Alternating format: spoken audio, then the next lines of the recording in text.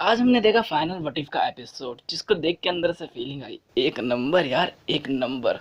क्या action sequence थे और क्या मतलब इन्होंने कहानियों को, जितने भी यूनिवर्सेस थे उनको आपस में जोड़ा। ऊपर से डॉक्टर स्ट्रेंज की मतलब पावर्स, इट्स ऑसम यार।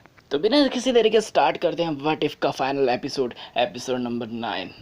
तो एपिसोड की स्टार्टिंग होती है कैप्टन कार्टर वाले यूनिवर्स से, जो कि सेम सीन हमें दिखाया जाता है जैसा कि ना कैप्टन अमेरिका विल्टर सोल्जर में दिखाया जाता है कि एक स्मगलर, उसको जाकर किसी भी तरह इन लोगों को पकड़ना है। और इस बीच हम देखते हैं कि जो रोल है कैप्टन कार्टर का वो सेम है जैसे कि रोल था हमारे कैप्टन अमेरिका का, यानी कैप्टन स्टीव रॉजर का। फिर इसके बाद कैप्टन अमेरिका जो कैप्टन कार्टर होती है वो अपने विलन को मतलब स्पॉट करके पानी में जंप मार के फाइट वाइट करके स्मगलर को पकड़ के उसको पेलते हैं।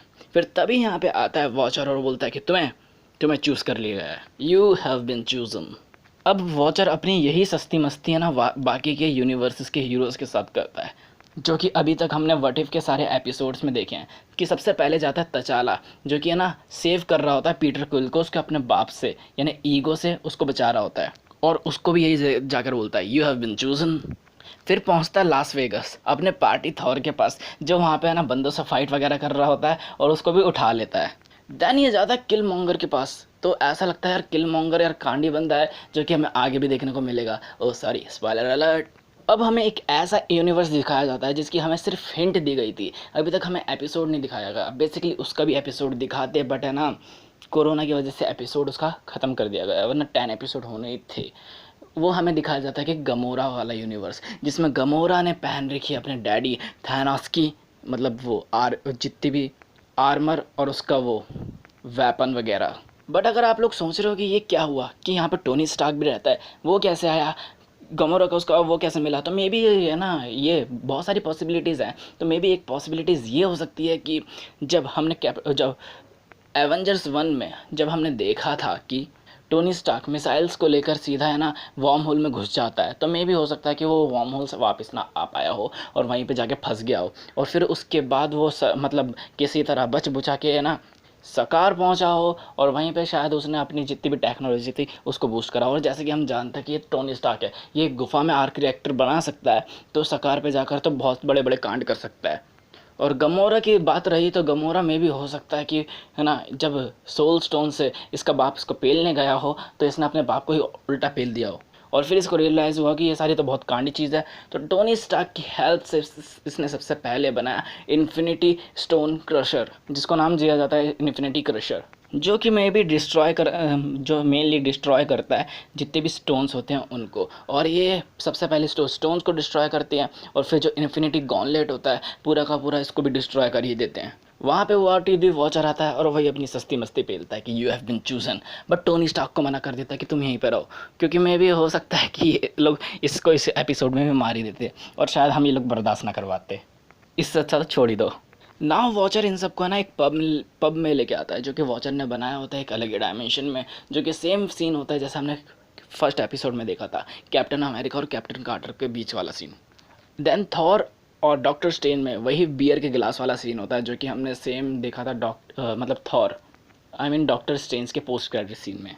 देन हेयर जैसे कि है ना इन्फिनिटी मूवी में, इन्फिनिटी वॉर में वॉन्ग एक्सप्लेन करता है कि सारे के सारे इन्फिनिटी स्टोन्स को। तो यहाँ पे सेम ऐसे ही डॉक्टर स्ट्रेंज जो रहता है इंट्रोड्यूस करवाता है सबको इन्फिनिटी स्टोन्स के बारे में, उनकी रियलिटी वगैरह के बारे में। और यहाँ पे इन लोगों को ऐसा करना भी है कि डिस्ट्रॉय करना। और अगर अभी तक पूरे यूनिवर्स के हिसाब से देखा जाए और कॉमिक के हिसाब से भी देखा जाए ना, तो इन्फिनिटी स्टोन को डिस्ट्रक्ट करने वाली कोई चीज़ बनी ही नहीं है। बस हाँ, एक बार हुआ था जो है ना सीक्रेट वॉर्स के टाइम पे हुआ था कॉमिक बुक में। अगर चाहते हो कि उसकी कॉमिक मिले तो कमेंट सेक्शन में लिख देना, वो भी मिल जाएगी। अब ये लोग मिल के बना लेते हैं जो हमको पता है क्या बनाएंगे, guardians of the multiverse. But खुशियाँ ज़्यादा देर तक टिकती कहाँ हैं, यहाँ पे अल्ट्रॉन आता है, और तभी है ना जो अपना डॉक्टर स्ट्रेंज होता है वो अपने मैजिक क्रिएट करके सबको है ना एक आर्मर, एक प्रोटेक्शन प्रोवाइड कर देता है।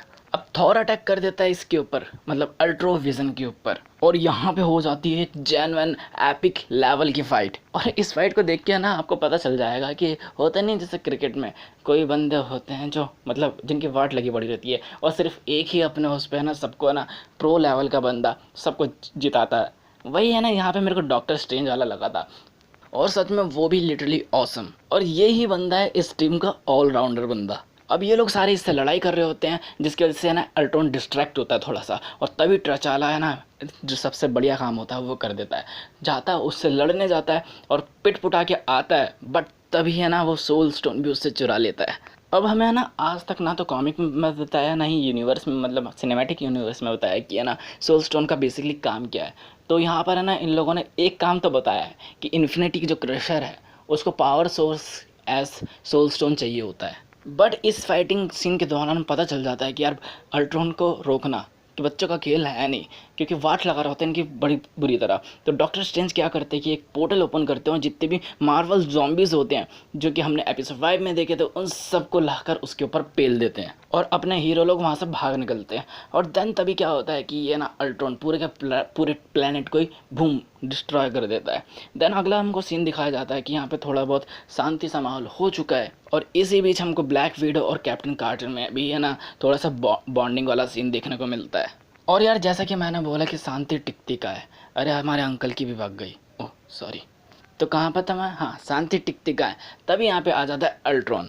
देन फिर से एक जेन्युइन एपिक लेवल की फाइट होती है जिसको देख के दिल से निकलता है वाह वाह।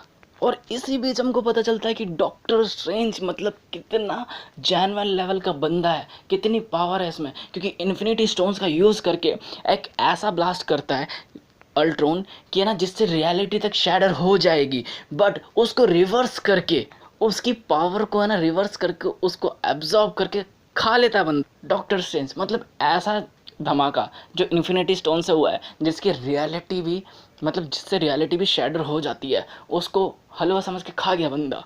और यहाँ पे हमको एक चीज़ देखने को मिलती है कि जो चीज़ हमें आज तक पता है कि सब जोड़ता क्या, कि कोई भी इन्फिनिटी स्टोन दूसरे यूनिवर्स में वर्क नहीं करता, सिर्फ अपने यूनिवर्स में वर्क करता है।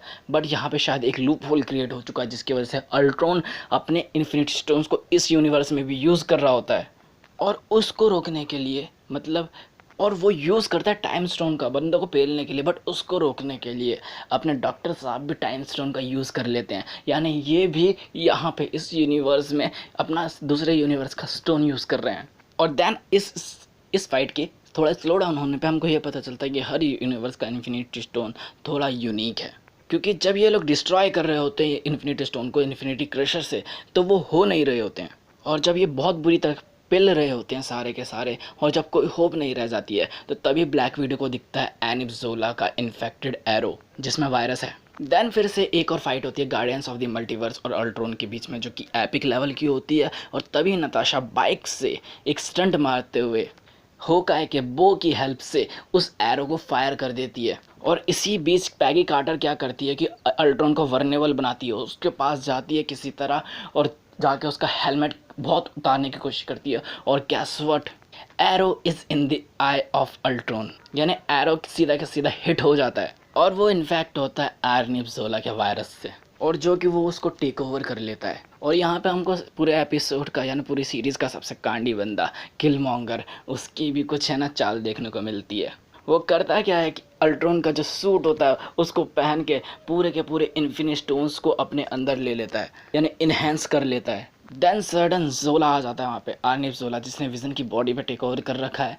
और अब वो इसका विलन है। और है ना इसको लुक को देख कर है ना सेम एज कॉमिक की फीलिंग आती है। देन एक और एपिक ऑसम लेवल की फाइट होती है इन दोनों के बीच, यानी कि किलमॉन्गर जिसके पास all infinity stones with the armour of Ultron है, और एनिप ज़ोला जिसने विजन की बॉडी पर टेक ओवर कर रखा है। और इसी बीच डॉक्टर स्ट्रेंज इन लोगों को रोकने की कोशिश कर रहा होता है, और तभी इन लोगों की फाइट के बीच में ना एक इक्विलिब्रियम टाइप का बन जाता है या फिर एक पॉकेट डायमेंशन की टाइप की बन जाती है। देन वॉचर अपनी पावर का यूज़ करता है और इन सारी चीज़ों को एक never ended loop of pocket dimension में कन्वर्ट कर देता है, यानी कि अभी ये लोग पॉकेट डायमेंशन में रहेंगे और इनका लूप कभी भी एंड नहीं होगा, ये लोग हमेशा की हमेशा फाइट करते रहेंगे। अब वॉचर इसको दे देता है डॉक्टर स्ट्रेंज को कि उसको ध्यान रखने के लिए, क्योंकि यार वो भी अपनी पॉकेट डायमेंशन में रहेगा, कम से कम एंटरटेनमेंट के लिए कोई चीज़ तो होनी चाहिए। यहाँ पे हम देख रहे हो कि ना एरिक किलमॉन्गर को मारा नहीं होगा, यानी मार्वल के पास एक एडवांटेज है कि जब ज़रूरत पड़ेगी तो एरिक किलमॉन्गर को, जिसके पास इन्फिनिटी स्टोन को इन्हेंस करने वाला सूट है और सारे इन्फिनिटी स्टोन भी है, उसको वापस भी ला सकते हैं। नाव वॉचर क्या करता है कि सारे लोगों को वो बार में वापस लेके जाता है और धीरे धीरे करके अपने लोगों को उनकी डायमेंशन में वापस भेज देता है, जिसमें पैगी कार्टर बोलती है कि यार मुझे नहीं जाना, जितनी भी चीज़ें बकवास हो चुकी है, हो सके तो मुझे टाइम में पीछे भेज दो। पर वो बोलता है जाओ बेटी, तुम्हारे लिए एक सरप्राइज़ है उधर। उसको भेजने के बाद ब्लैक विडो के साथ भी ऐसे ही होता है कि यार उसका तो पूरा यूनिवर्स ही ख़त्म हो चुका है, जिसमें कोई बंदा बचा ही नहीं है, तो वो क्या करेगी वहाँ पर जाकर। तो वॉचर क्या करता है कि जैसे उसको है ना हैंक पिम वाले उसमें भेज देता है, जहाँ पे हैंक पिम ने कांड वांड करे थे ना, फिर लास्ट में लोकी आ गया था, उस वाली रियलिटी में भेज दिया जाता है, जहाँ पे कैप्टन अमेरिका और कैप्टन जो मार्वल, बस वो दोनों होते हैं और वो लोग उनसे फाइट कर रहे होते हैं। और ब्लैक विडो वहाँ पे पहुँचती है और लोकी को पेल पुलाकर उसका जो स्टाफ होता है उसको यूज़ करके उसका माइंड वॉश कर देती है ऑन द स्पॉट। देन वही वॉचर का जो ज्ञान होता है, यानी सस्ती मस्ती वाला ज्ञान, वो स्टार्ट हो जाता है। और इसी के साथ ये वाला एपिसोड एंड होता है। बट यार इस एपिसोड में एक पोस्ट क्रेडिट सीन भी हमको देखने को मिलता है, जो कि मे बी स्टेबलाइजिंग करेगा हमारे सीज़न 2 की, क्योंकि जब वो कैप्टन कार्टर अपने शिप में पहुंचती है तो उस वहाँ से मतलब उसके बंदों से उसकी बातचीत होती है और उसको पता चलता है कि है ना उस शिप में एक सूट भी है, जो कि हमने एपिसोड 1 में देखा था, और उसके अंदर कोई ना कोई है। तो मे बी क्या होगा इसमें, हो सकता है इसमें अपने ख़त्म स्टीव रॉजर हो, या फिर हो सकता है कुछ और ही हो, और अभी तक ये ज़िंदा कैसे है, और क्या हो सकता है कि इस यूनिवर्स का विंटर सोल्जर यही बंदा बने। यार मैनी पॉसिबिलिटीज़ आर देयर, और सभी सवाल के जवाब हमको मिलेंगे यार सीज़न 2 में। तो तब तक के लिए वेट करो। और हाँ, अगर ये वाला एपिसोड अच्छा लगे तो लाइक करो चैनल को, वीडियो को, और चैनल को सब्सक्राइब भी कर लेना और बेल आइकन भी दबाई लेना, ताकि कि आपके पास हर टाइम पे ऐसी ऑसम ब्रेकडाउंस और ऑसम कॉमिक्स आती रहे। So this was the comic teller, जहाँ पे मैं आपको एक्सप्लेन करता हूँ आपके सारी favourite comics line by line and expression by expression. And for the more comics just check out the channel and stay tuned with us. Comment में लिख सकते हो अपने विचार या अपनी भावनाएं, और इन दी एंड जाते जाते शेयर करना बिल्कुल मत भूलना, क्योंकि जितने ज़्यादा लोग होते हैं उतना ज़्यादा मज़ा आता है। सो बाय।